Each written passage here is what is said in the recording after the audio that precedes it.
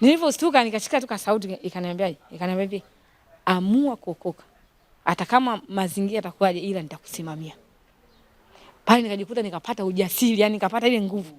Nilivyoamka nikamwambia baba, mimi nimeamua. Kwa hiyo liwalo nalio, ukitaka kunifukuza nifukuze, ukitaka kufanya chochote nifanyie.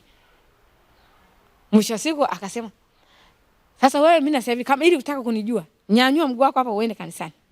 Utanijua. Sasa baadaye unajua mtoto ukiangalia ndio unakula ugali nyumbani kwake, unalala pale. Sasa ile hofu ile, ingawa unaongea lakini moyo unakuwa na hofu za kiutoto. Kwa hiyo nilichokiwa ninafanya sana nikapata akili, nikasema nikitoka hapa Jumapili kwenda kanisani kama hivi ananipiga biti. Lakini siku hizi za shule hizi, si kuna Jumatano, Ijumaa na kule ibada zao. Na sisi wote tunarudia jioni, nikajipigia makisafu sana nikasema hivi. Siku za shule naenda asubuhi shuleni. Siku ya Jumatano mimi si huko wananijua narudia shuleni. Mimi ya Jumatano naenda kanisani. Kwa sababu hawajua kaenda shule. Kwa mimi najua kwa nini kanisani. Vipindi vingine vyote nahudhuria kanisani shuleni. Ila vile vipindi ambavyo Jumatano na Ijumaa mimi naitumia kwenda kanisani. Ila Jumapili siendi. Kwa sababu Jumapili kaniziwia. Kwa hiyo nikawa nafanya namna hiyo sasa. Nikafanya namna hiyo. Sasa baadaye kipindi kama nilivyosema nikawa sana naenda kanisani huku natumia na zile dawa za kienyeji. Bado kama baadaye sasa kama unavyojua ndo hata kama umeenda kuombewa inabidi nini unatafuta na njia nyingine baada, sio unasimama tu. Mungu mwenyewe anasema kwamba jisaidie na kwa hiyo zile imani zile. Sasa baadaye basi naenda kanisani naombewa, sikaona napata nafuu, lakini na zile dawa natumia. Sasa siku hiyo ndo nikachukua zile dawa asubuhi, sasa ndo nikaoge ili nivae nguo niende shuleni. Nachukua zile dawa nikaoge. Mwisho siku zile dawa zile sasa zikaja zilimwagika. Zikamwagika. Sasa zilimwagika niliumia. Dawa yangu imemwagika afu nikisema nikachukua ile dawa nyingine nichanganye muda nachelewa nikaumia. Baadaye sauti kaniambia utatumikia watu wawili mpaka lini? Mabwana wawili mpaka lini? Kipindi hata sijui hata mabwana wenyewe sijui. Baadaye nikasema basi tu niache. Baadaye mimi nikajiandaa nikaanza zangu shuleni. Nikarudi Jumamosi, Jumapili sasa. Sasa hiyo Jumapili ndo nikasema hivi hapa leo kama nilivyosema nilikuwa naenda tu kwa saa hiyo Jumatano na Ijumaa. Sasa ile Jumapili nikasema leo nafanya maamuzi magumu, leo naenda kanisani. Sasa bahati nzuri baba hiyo Jumapili siku ile aliondoka asubuhi. Sasa si baada kwa saa 3 yeye aliondoka. Alivyoondoka nikasema hii ndio chance. Mimi nikavaa nguo. Sasa mama akaniuliza, "Wewe unaenda hapa sasa leo si hamna shule?" Nikamwambia mimi naenda kanisani. "Wewe unataka kuhama hapa?" Nikamwambia, "Wewe mama wewe." Akaniambia, "Mama usikize. Wewe hapo inabidi ukae chini mueleze baba." Mimi nilikuwa nauma kama nikwambia saizi na unafuzi. Wewe si ndo kaa tu muelekeze baba. Wewe ukimuelekeza atakuelewa. Tukasema wewe unatafutia matatizo. Mimi baadaye lakini mwisho siku nikafanya nikaenda kanisani. Nilipofika kanisani kwa mara ya kwanza nafika pale. Mchungaji akaanza kufundisha. Ile somo akafundisha kwamba yani muamini Yesu peke yake usichanganye vitu. Alivyokuwa anasema kwamba kuna wengine hapa mpo mnakuja hapa kanisani lakini mnatumia na dawa ya waganga kienyeji. Sasa hapo alipokuwa mchungaji anaongea vile ananikazia macho. Sasa kipindi kile nilivyozoea juzi ndio ile dawa nilibeba na mpaka ikamwagika, alafu nikamwambia unatumikia watu. Na yeye akawa anapita mnatumia midawa ya kienyeji alafu nakuja na kwa Mungu. Mungu ajichanganye. Kwanza niwaulize, wangapi walienda kwa mganga wa kienyeji? Mimi nikakaa kimya kwa sababu nikaona ule ujumbe yani kama kanichoma. Watu wakanyosha mikono wengi, mimi nikatulia. Haya, mlivyoenda huko mlitumia madawa, si mkufanikiwa mpaka mkaja mkaokoka. Sasa kwa nini leo kuna wengine mnatumia madawa? Ananikazia, anapoongea basi anaangalia ule mstari ambao nilioka mimi, ananikazia macho. Mimi nilinyamaza kimya nikasema, mchungaji alijuaje? Baadaye akasema, mnatakiwa muamue kama ni Yesu alafu Mungu ajichanganye. Kwa sababu ukitumia madawa ya kienyeji alafu unaenda kwa Yesu, Mungu ajichanganye. Hivyo niwaulize kwa mfano mkiponywa pale mkipona, sifa utampa nani? Wewe utamwamini nani alikupona? Si utamwamini kwamba mganga akakupona? Kwa hiyo sasa baada ya hapo sasa mchungaji alivyohubiri alivyomaliza, baadaye nikatoka. Nikaenda paka kwa mchungaji nikamwambia mchungaji, leo ulivyofundisha vile kwa habari ya kutumia madawa ya kienyeji nikamwambia mimi hapa. Mpaka nikamuelekeza kwamba juzi tu nimetoka kutumia na ninayo mengine. Ndio akaanza sasa kunijenga msingi kwamba unatakiwa haya kama hivi nilivyosema mwanzo kwamba ulitumia lakini hajakusaidia. Sasa hivi unatakiwa ufanyeje uamue. Unampenda Mungu, mpende kama mimi nampenda Yesu kwa sababu tangu nilivyoombea siku ile najikuta kwa sana nalala angalau yani tofauti na vile mwanzo. Kwa sasa hizi mimi naamua. Ndio akanielekeza madawa ya kusanya yote na yule mama ambaye alikabidhiwa, bwana wewe utaenda kule utabeba hayo madawa Jumapili tujapo tuyachome moto. Na zile ilizi kama nilivyosema nilizokuwa nazo nikamwambia sawa. Baadaye nikamuelekeza sasa na changamoto ya pili kama mchungaji kweli mimi nimeamua kuokoka lakini changamoto nyumbani pale nikamuelekeza haya yote. Nilipomuelekeza mchungaji akaanza sasa kunipa misingi kwamba sawa. Najua utapita, utapata changamoto lakini usirudi nyuma. amua. Ukisimama na Mungu, Mungu atatengeneza mazingira. Hata huyo ambaye babako anakukataza, mwisho wa siku atalegeza kamba, atakuacha, lakini baadaye kama hivi mapepo alivyokuwa anaongea, kupitia wewe watakuja kupata ukombozi. Kwa hiyo kikubwa wewe simama. Kwa hata kama watakusumbua nini, lakini mwambie mimi nimeamua. Hata kama wakikufukuza usipate shida, hata nyumbani utakuja utakaa. Kwa hiyo akanijengea hizo huo msingi, lakini kiangalia kibinadamu kuyabeba kama vile ngumu, lakini baadaye nashukuru Mungu sema kwamba yani Mungu alinipa imani kuamini kila. Alafu na kicho nisaidia hasa mpaka kufikia hapa. Nilikuwa napenda sana kuwasikiliza watumishi wa Mungu na ushauri nitakaoambiwa. Ndio hicho kilicho nisaidia. Kwa hiyo alivyonielekeza pale akanipa mifano ya watu walipitia hizo changamoto, kwa mwisho siku na mimi nikayashika yale nikayatendea kazi. Na mwisho siku nikarudi nyumbani, nikakusanya madawa yangu yale yote, nikayaweka. Jioni baba akarudi. Alivyorudi mama akamwambia kwamba leo mwenzako leo kaenda kanisani. Baba aliniita, alinichapa viboko na akaniambia kuanzia leo hapa uame uondoke, sitaki kuona. Sasa hapa ndo amenifukuza, lakini huku nyuma na kama nilivyosema mchungaji alinipa matumaini kwamba kama ukifukuzwa utaenda. Sasa baadaye ndo nikawaza sasa naenda kwa mchungaji. Naanzaje? Alafu baadaye nikienda kukaa kwa huyo mchungaji na huyo baba kama alivyosema sasa naenda kumletea fujo. Kwa hiyo kawa na mazingira afu kingine kama vile nimeshazoea kulelewa nyumbani. Alafu naenda kuanza maisha kwa mtu ambaye usiyemjua mfahamu. Ndio mara kwanza tumekutana hivi kanisani. Baadaye kwa hiyo ilinipa wakati mgumu. Baadaye basi akanifungia mlango siku kwa kweli nililala nje. Anifungia mlango na nikalala nje nikalia sana. Nikalala mpaka asubuhi pale. Nashukuru Mungu yani kama unavyojua wazazi wetu wa zamani hawana huruma zile. Hata kama mzee baba anakunyima chakula utakuta mama anakufichia, anamvizia akilala afu anakuletea. Kwa hiyo mwisho siku nilipolala kule nje, ilipofika kama saa 8 hivi saa 9, mama akamwangalia baba akamwona nini kalala. Mwisho siku akaja. Alipokuja akaniletea uniform zangu nini na madaftari. Akaniambia ikifika saa 12 hoga maji fasta ondoka. Akiamka kikukuta hapa kitawaka tena. Kwa mwisho siku sasa asubuhi ilipofika alfajiri. Yaani siku ndio nasema mimi ndio nilikuwa mwanafunzi wa kwanza shuleni. Maana niliondoka kabla ili mzee akiamka maana alinifuta niambia sasa kuona. Kwa mwisho siku nikaamka asubuhi nikajiandaa 12 namba zilikuwa zinapigwa mimi 11:30 niko pa shule. Baadaye nikaendelea pale na mimi nawaza sasa nikitoka nani hapa darasa naenda wapi? Nyumbani mazingira ndio kama vile. Kwa sasa nikawa na ule sasa tabia ile kwamba unarudi unavizia. Unafika pale unajificha. Sasa tulikuwa nyumbani kwetu tulikuwa na mandizi mengi najificha kwa shina ndizi afu namuita mdogo wangu. Baba yupo.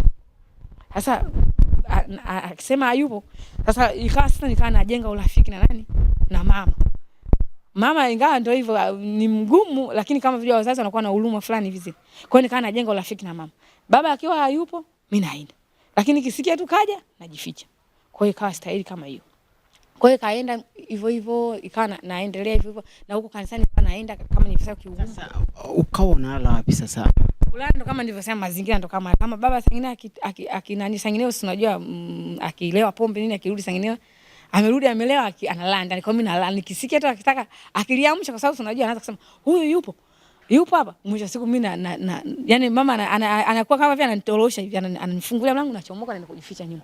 Akilala ananiingiza ndani. Kwa hiyo ikawa hivyo. Mwisho siku sasa kufuatia mwisho siku baba akagundua kama mimi mama ndo mtetezi. Kwa mwisho siku akaanza kumwakia mama. Kumbe wewe ndo unamfundisha mtoto tabia mbaya.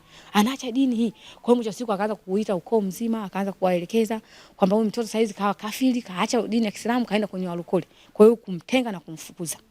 Kipindi kwa sasa mimi kama nilivyosema nazopitia hizo changamoto namwambia mchungaji. Nikaa namuelekeza mchungaji. Sasa kipindi hiko ndio huko naendelea kuombewa. Lakini sasa hapo kama unavyojua kwenye mazingira kama haya kusimama ile na imani sijazi inakuwa yani bado. Kwa sababu ili usimame lazima inategemea na mazingira. Kwa hiyo baada ya kipindi niko bado mchanga kwa hiyo nikaa naendelea kwenye mazingira magumu ila nachoshukuru Mungu nikaa namshirikisha mchungaji na huko kanisa nikaa naendelea kuniombea Mungu amsaidie katika hizo changamoto. Kwa hiyo nikaa naendelea hivyo kwenye mazingira magumu. Kwa hiyo baadaye nilipofika darasa kama nilivyosema niliokoka hivyo darasa la 6 nikaja darasa la 7 ndio tunaenda kwenye mtihani. Maana hapa kuna pande mbili, kuna historia ya nyumbani familia na kwenye shule.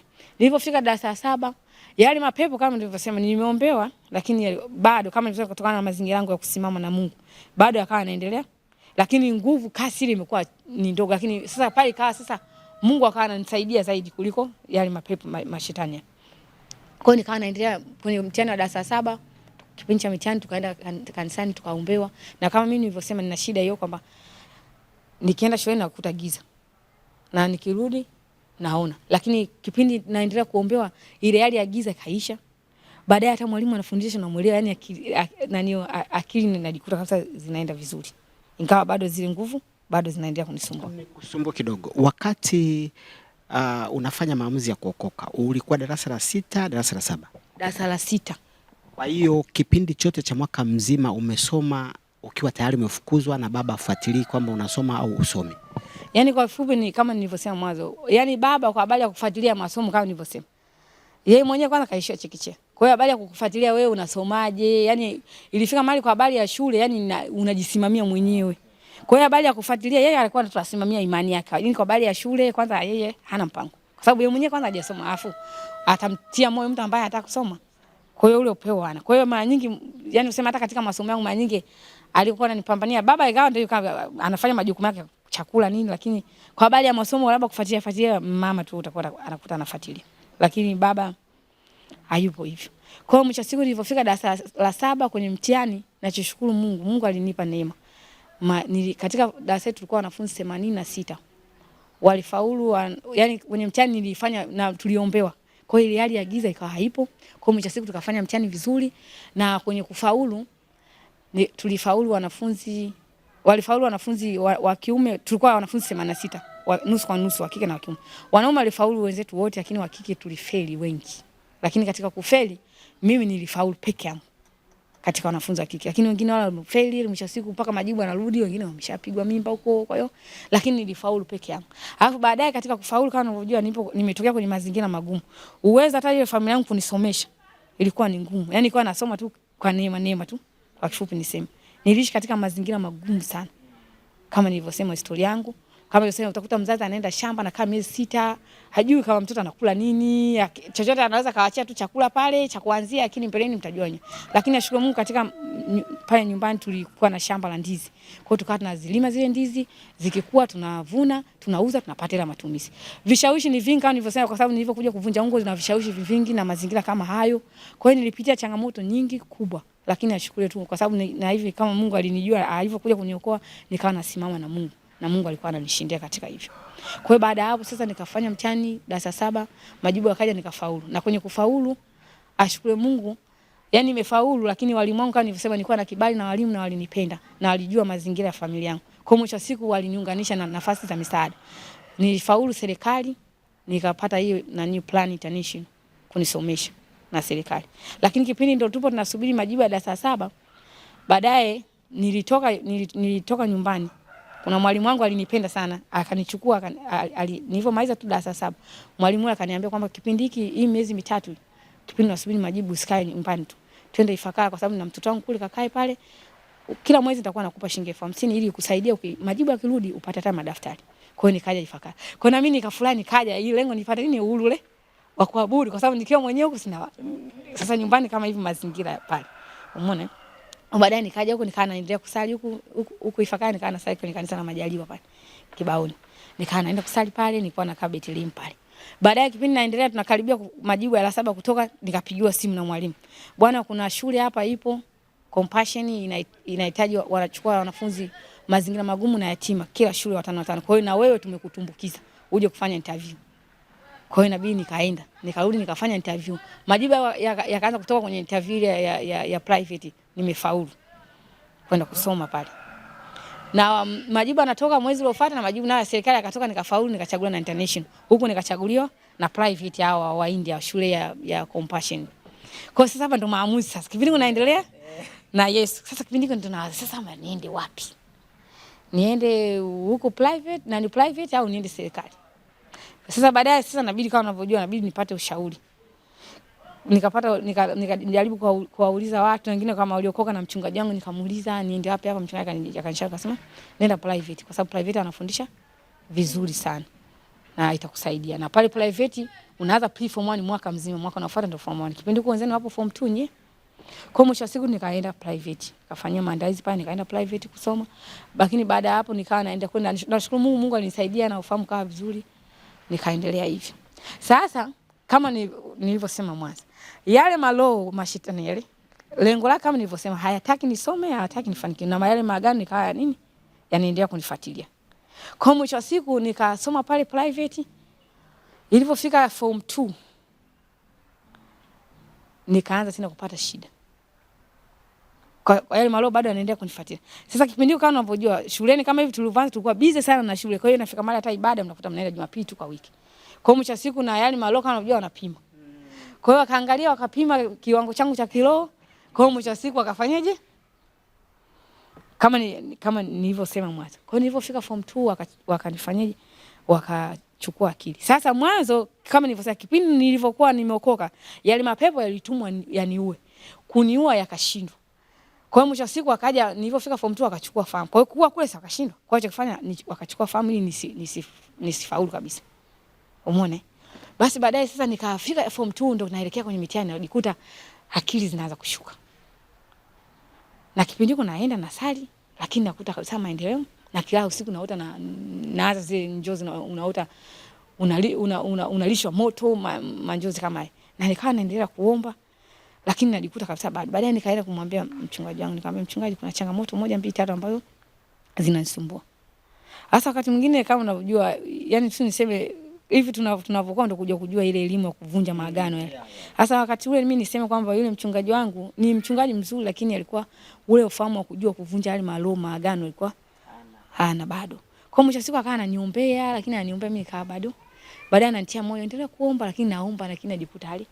Kwa kweli nilipofika form 2 ile shule ilikuwa wastani unapata 50. Wastani 50 umefaulu. Mimi nilipofika form 2 nilipata wastani wa 49. Afu baadaye nikaambiwa sasa nikaitwa na mkuu wa shule nikaambiwa nirudie. Kitendo kile nikilinikataa nikasema hivi sitorudia kwa sababu akili zangu nazijua. Na kwa nini nimefeli nikasema naweza nikarudia. Sasa hapa ufahamu sasa ukanijia ufahamu nikasema naweza nikarudia mwisho siku nikafeli tena. Kwa hiyo hapa lazima hapa nitafute kilichosababisha nifeli ni nini? Ilifika mahali kwa kweli nilikaa nyumbani mwaka mzima. Nikasema mimi hapa sirudi shule. Baadaye walinifuata rudi acha hivyo nikasema. Baadaye akanilazimisha kwamba nenda ukasome na niyo QT. Nikamwambia mimi sisomi nataka nijue tatizo ni nini. Sasa baadaye kulikuwa na ndugu yangu anakaa Dar es Salaam. Na yeye naye ameokoka alikuwa anasali kwa Magembe. Sasa baadaye nani akanipigia simu alivyosikia kwamba mimi niko nyumbani. Akanipigia simu akasema basi kama mazingira yako hivyo uje huko nyumbani ukae mwaka mmoja huu baada ya hapo nitakupeleka shule huko kuda. Kwa hiyo inabidi nikatoka nyumbani nikaongea na wazazi pale nikatoka nyumbani nikarudi Dar es Salaam. Nikaenda Dar. Nikafika kule sasa Dar bazu tulipofika Dar ndo kanipeleka ile kanisa la nani? La Magembe. Kwa mara kwanza naingia kanisa kwa mchungaji Magembe. Kipindi huko hata simjui. Huko kijijini kama unajua nimeokoka kama unajua wokovu wetu ndio hivyo. Kwanza Yesu nilikuwa na kama hivi sasa nilishuhudia niliomba lakini kujua matendo makuu ya Yesu na miujiza yake nilikuwa. Sasa imani hivyo kuja kukua zaidi nilipofika Dar. Kwa mara kwanza naingia kwa Magembe. Kwanza nilipofika ile nikaliona ile kanisa. Yule mchungaji ana nguvu za Mungu.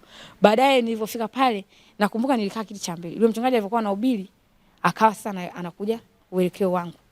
Nilipokuwa anakuja nilisikia vile moto ule unguza umeme ile yani inanielekea. Mimi nilinyanyuka nilienda kukaa nyuma. Sasa yale mapepo yasi kama nilisema si ilikuwa kama vile yalizimishwa lakini kutoka kabisa ilikuwa bado kama mpaka yakachukua fahamu nini. Basi baadaye sasa nikawa naendelea pale kusali. Baadaye tuliingia maombi siku 30 nakumbuka ilikuwa tarehe 1 mwezi wa 6 mpaka tarehe 31 mwezi wa 6 ilikuwa. Ilikuwa kama 2014 kitu kama hicho. Mchungaji alitangaza maombi kanisani. Na yale maombi alivyotangaza akasema maombi kama umechukuliwa akili zako, umechukuliwa fahamu zako, uliokoka lakini bado unakabwa na wachawi, yani mpaka tunamaliza maombi mpaka kieleweki. Yule mchungaji akawa anafundisha sasa akawa anasema lengo la maombi anasema tunataka tufunguliwe. Yani nataka hapa watu warejeshewe. Kama akili zimechukuliwa, kama ulitupiwa mapepo, yani hapa lazima kieleweke. Sasa na mimi kama nilikumbuka mwanzo nikasema kwamba sirudi shule, nataka nijue nini kilichosababisha kinifelisha. Kwa sababu hata kama nikirudia naweza nikafeli tena. Lazima nijue tatizo ni kwa sababu akili zangu nazijua. Kwa nini nimefeli? Kwanza kijiji kizima kilishangaa. Kwa nini huyu mtu kafeli? Kwa sababu ananielewa ufahamu wangu kama nilivyosema mwanzo. Kwa hiyo nilifika pale niliingia ile maombi. Sijawahi kufunga siku 30 lakini niliingia. Lengo langu kama nilivyosema lile. Basi tukawa tunaenda nyumbani, tunafanya shughuli zetu lakini kwenye maombi tukawa tunaenda. Kwenye maombi tukawa tunaenda. Hasa kipindi nipo pale tunaendelea na maombi nakaa pale kwa mama mdogo. Kuna mbaba mmoja nilimuota siku alinifuata usiku. Yule mbaba alinifuata kipindi tupo kwenye maombi, katikati ya maombi. Yule baba usiku alinifuata kama kichawi tuseme. Na mfahamu ambaye nyumbani ni jirani yetu tu, ni Ostazi ambao tunakaa naye jirani. Kipindi nilikuwa bado sija kumjua kama mchawi aliyenitesa hivi nani simjui. Kwa hiyo yule baba alinifuata akaniambiaje? Tulitaka kukua, tulishindwa kwa sababu ulivookoka. Tumeamua kuchukua fahamu zako. Na lengo ili usisome. Na yule mbaba kama nilivyosema ni jirani tulikuwa naye ni Ostazi, alafu alikuwa kuna hoteli fulani pale walijenga hoteli ya Udizungu Force Road Kilombero. Alikuwa ni mlinzi pale. Na yule baba basi tukawa tunaishi kama vile ni ndugu majirani, na ifika mahali mpaka nyumbani pale kulikuwa na matunda haya mapela, mapapai, basi tunaishi kama familia. Nani basi tunampa akitaka ndizi, mapapai. Na ifika mahali kama hivi siku za sikukuu, unajua sisi familia za maskini, siku za sikukuu wanapika mapilao wenzetu wanatuletea soda, sisi tunakula. Kumbe hatujui, ila mbeleni nadhani mtajua zaidi. Basi baadaye usiku katikati ya yale maombi yule baba ndio nikamuota akanifuata. Akaniambia hivi, tulitaka kukuua, lakini ulivyokoka tukashindwa. Lakini ndio tumeambiwa kuchukua fahamu. Sasa hapo ndio nikajua kupata kitu na nikaanza kupata picha nikasema na ndio maana nimefeli. Lakini baadaye nikajitia nguvu nikasema Mungu nisaidie. Na kupitia maombi nataka mpaka kitu kitawekwa wazi. Tukawa tunaendelea yale maombi, tukaendelea na maombi. Sasa nakumbuka siku ile, siku ambayo tunamaliza maombi, ilikuwa tarehe 29 kuamkia 30 ndio tunamaliza maombi tunahitimisha. Siku ile nimelala usiku, nikaota nimeenda kanisani. Nikajikuta nimeombewa afu na mapepo mengi sana. Sasa baadaye nikastuka. Mimi si nimeokoka na kivile na miaka 3 kwenye wokovu. Nimeokoka kwanza ile na nimeokoka na miaka 3. Sasa ile mapepo nitakuwa nimeyatoa wapi? Lakini nikaa najiuliza sasa, si nimeokoka nilipoenda kanisani na sali, haya mapepo nitakuwa nayatoa wapi? Lakini baadaye nikasema kama Mungu anataka kunifungua sawa, tunifungue. Ile nikawa tunaendelea kuomba, tukaendelea kuomba. Sasa siku hiyo ndo tulienda ile, nakumbuka hiyo siku ambayo ndo tunamaliza maombi asubuhi yake. Nilioneshwa hivyo nikaota, lakini siku ambayo ndo tunaenda kanisani hiyo siku naenda kuhitimisha yale maombi. Nimefika kanisani nimekaa kiti tu cha kati. Yule mchungaji alihubiri ule ujumbe, yani narudi kule kama nilivyosema mwanzo. Kama vile yule mhubiri wa mwanzo siku ya kwanza kuja kuokoka. Akahubiri akasema kuna wengine humu. Sasa leo akasema Mungu leo usiku nimelala, Mungu amenionyesha vitu. Akaniambia kwamba kuna mtu mwanafunzi. Akili unazo, fahamu unazo. Nyuma uliteseka lakini baadaye ukaja ukaokoka. Walitaka kukua kabisa. Lakini baadaye ulivyokoka ile roho ya mauti ilishindwa kukua kwa sababu ulikuwa na Yesu. Lakini baadaye yale mapepo akaendelea kufuatia mchasiku akachukua fahamu zako. Akasema sasa leo ndio unarejeshiwa hizo fahamu. Na leo utafunguliwa. Mpo humu. Tena kuna mtu ambaye special kabisa Mungu amenionyesha, lakini kuna wengine wapo. Akasema leo lazima, yani leo ndio siku yako ya kufunguliwa. Na mimi kama nilisema niliingia kwenye maombi nikasema mpaka maombi yanaisha nataka kieleweke nini kilichosababisha nifeli mtihani. Siku hiyo mchungaji akahubiri, akamaliza akasema tusimame, tunaanza kuomba kwanza. Kuomba maombi ya urejesho, turejeshe afu baadaye watu wao simwiti mtu sifanye, ila hizo nguvu za Mungu tunazoziita zitashuka huko waliko, watachomoka huko wenyewe watakuja hapa mbele. Mimi kusema kweli tulivyoanza kuomba maombi, kwanza walivyokuwa naomba kwanza nilikuwa yani kama vile nilikuja kuna wingu ambalo la giza lilinifunika. Afu baada pale sikujielewa. Nilikaa nyuma. Yani nakuja sijielewi ilikuwaje, ila baadaye nikasimuliwa. Baadaye nikajikuta nimebebwa na watu wengi karibia 20. Nikajikuta yani nipo yani kwenye ile unajua mapepo yamepanda yani sasa yamepamba moto, lakini kuna ile akili ya kibinadamu unaisikia kabisa. Basi nikajikuta nimebebwa nimeshikiliwa hivi kama vile nimefungwa yani na watu wamenishikilia. Alafu baadaye kuna mkono ambao umewekwa kichwani mwangu yani moto ule kama ule moto wa kwenye tanuri unawaka kichwani, alafu nikawa napiga kelele. Baada ya pale basi nikawa naona moto tu unaniwakia. Baada ya pale tukachukuliwa wale wenye mapepo yani kipindi hicho. Sasa baadaye ndo niliuliza yani nilijikuta kuna mkono uliwekwa kichwani alafu moto unanimulika yani moto ule unawaka kichwani kwangu, alafu mimi yani kama vile napiga kelele na changanyikiwa kabisa. Baada ya pale kama nilivyosema sijielewi, lakini baadaye kuja kupata kiza kibinadamu nilienda ibadani asubuhi, lakini nakuja kupata yani kurudi kwenye binadamu ilikuwa ni saa 5 ya usiku. Kuanzia asubuhi tulienda pale saa 3 maombi Mchungaji kama unajua sifa nini, kama operation ilianzia saa 5 ya asubuhi. Na kuja kupata akili ya kibinadamu ni saa 5 ya usiku. Napata hiyo akili, nilivaa sketi na blouse nyeupe na sketi ya rangi kama kijani.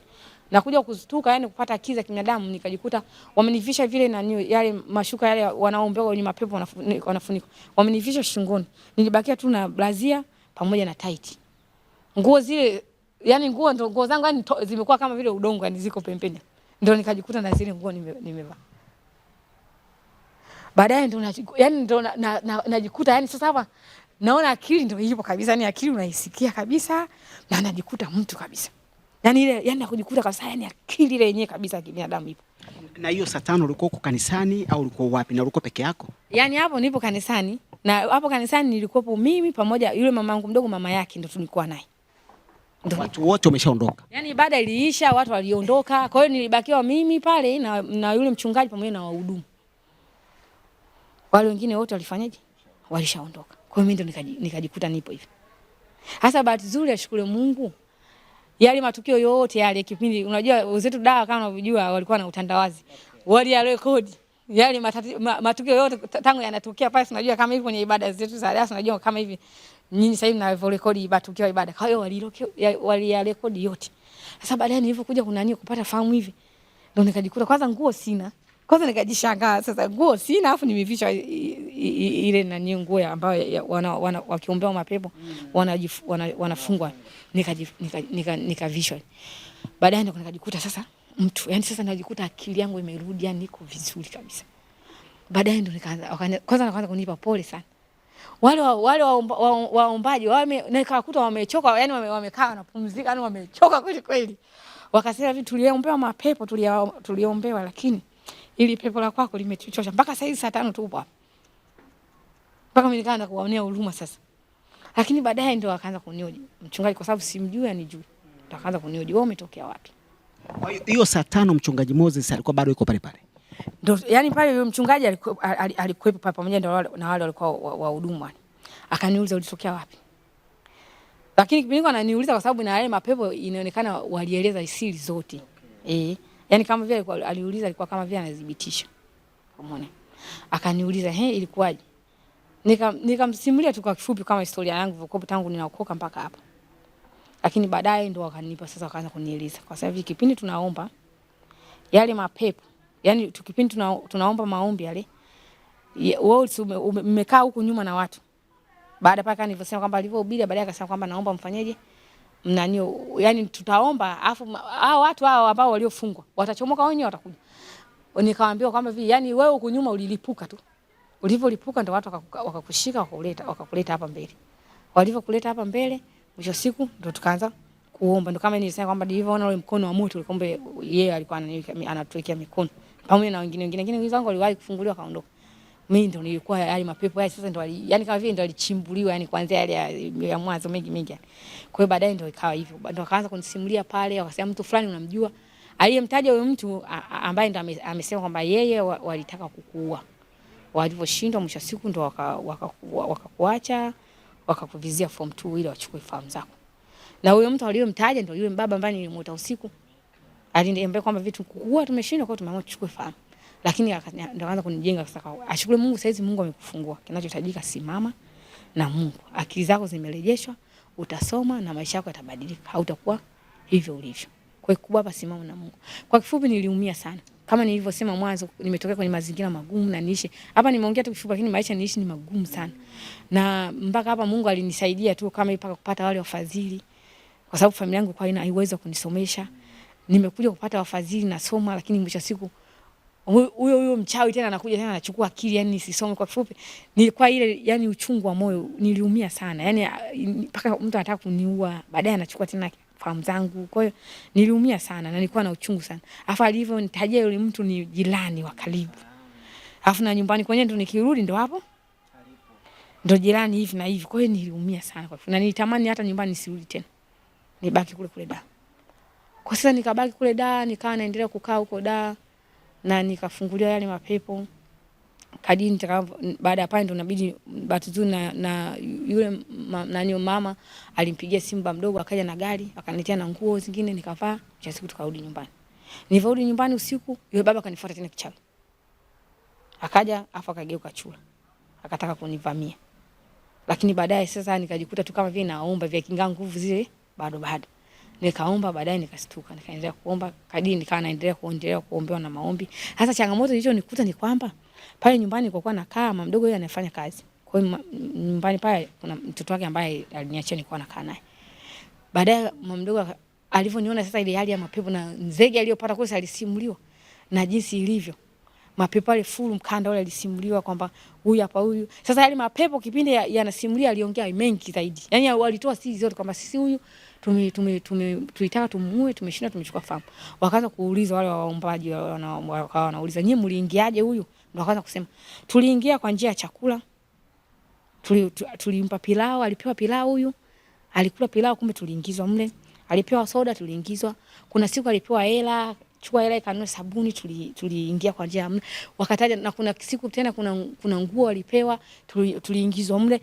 Labda nikusitisha hapo tupate ufahamu chakula cha namna gani, yani niweze kufahamu hapo. Sasa kwenye chakula kama nilivyosema, sisi kwenye ile familia yetu tulikuwa nakaa, ni kwamba tulikuwa na mazingira ambayo kama hivi magumu tunaishi. Sasa chakula si kama nilisema tunakula tunalizika na hali yetu. Ila siku zile za Krismasi sasa wale wenzetu wale baba sikani nilivyosema kwa analinda kwenye ile hoteli wanapika mapilao ni mavyakula pale. Kwa hiyo yule baba sasa akawa anachukua chakula anatuletea kama vile watoto tu si majirani. Chukueni watoto mle chakula. Kumbe kile chakula yaliwekwa mapepo mle. Okay, nao ni Wakristo. Yeye ni Muislamu kama nilivyosema huyo baba. Kwa hiyo ni katika sikukuu zao. Ya sasa sikukuu zile, yani pale niseme kwamba hivi pale tulikuwa nakaa karibu na ile hoteli. Ile hoteli huwa kwenye wanapikaga vyakula kama hivi sikukuu wanapika na wafanyakazi wote wanafanyaje? Wanakula. Na hata siku zingine ambazo za kazi wanapika. Kwa hiyo hata kama Krismasi wanapika kama pilau, nyama. Kwa hiyo na yule baba alikuwa mlinzi pale. Kwa hiyo utakuta anaachiwa vyakula pale kama wale walinzi wafanyakazi unajua. Kwa hiyo siku na yule baba akiachiwa chakula utakuta saa nyingine anakuambia mimi nimeshiba anatuletea. Kumbe anavyotuletea sio kama anakupa kwa moyo kama mwema, kumbe anaweka vitu vyake. Kwa hiyo sisi tunapewa chakula kama unajua familia zetu hizi unapewa pilau kama zamani unajua unakavyo upewa muujiza, sisi tunakula. Kipindi kwa hata Mungu mwenye hatuna sisi tunakula tu, unapewa kitu unakula uji. Kumbe mapepo yaliingia kwa namna hiyo. Saa nyingine kama hivi na soda utakuta chukua chakula hiki na soda. Kwa hiyo sisi tulikuwa tunakula kumbe hatukuwa tujui. Katika ile pengine unapeleka ujumbe gani kwa Watanzania ambao wanakusikiliza? Mimi niseme kwamba kwenye kipengele cha chakula. Kwa habari ya Watanzania niseme kwa sababu shetani ana mbinu nyingi sana na anatumia chochote. Na mlango mmoja hapo anaotumia pia hata chakula. Unaweza kukaa kwa sababu adui huwezi kumjua kwa macho. Ila Mungu anamjua. Na kama ukiwa na Mungu, ukiwa na Roho Mtakatifu, Mungu anaweza kukufunulia kwa mjua. Kwa hiyo anaweza akaja mtu akakupa hata chakula. Leo hii wengi tuseme kwamba wamefungwa kama nilivyosema, wengine wamefungwa uzazi. Unashangaa ulipewa chakula wamekula lakini wameimbilizwa kwenye kile chakula ili wafunge tumbo lao la uzazi. Wengine wametupiwa mapepo ya joka na wengine wanapewa wakati mwingine wanaweza hata kwenye harusi vitu tulishuhudia utakuta mtu anapewa zawadi. Yaani zawadi hizi vyakula vilikuwa navyo makini sana. Mtu anapewa zawadi, anapewa hiyo zawadi kama vile mtu anapewa zawadi lakini ile zawadi wameweka vitu vyao. Mwisho siku unavaa, unashangaa unafunga kizazi chako uzai, wakati mwingine ndoa yako inaharibika. Kwa hiyo kuna vitu kama hivi vingi. Kwa hiyo kikubwa kuwa makini sana.